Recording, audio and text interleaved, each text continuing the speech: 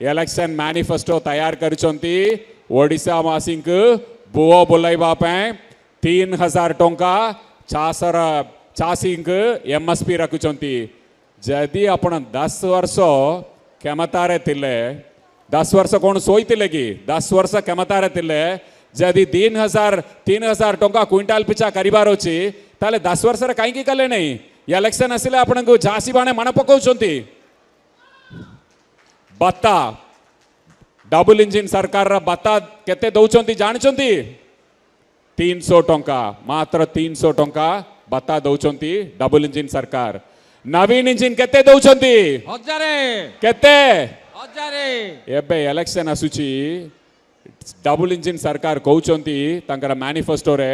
आमे 3000 टंका बत्ता दबु आज्ञा आपण 10 वर्ष क्षमतारे थिले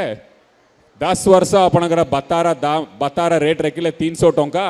एबे इलेक्शन आसीगला 3000 करिबे 6 मास आगु 3000 करतिले कौन होता लोकों को टाकिबा पे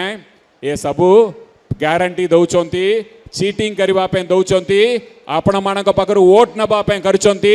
आम प्रिय मुख्यमंत्री वोट पे काम करंती नहीं लोकों पे काम करंती आपणकर उन्नति पे काम करंती आपणकर पिला छुआ पे काम करंती युवा पीढ़ी पे काम करंती चासी भाई भौणी मानक पे काम करंती सबु बेले से जो भी कुहंती एटा सुनंतु जब सबु बेले से तो कम कुहंती आम प्रिय मुख्यमंत्री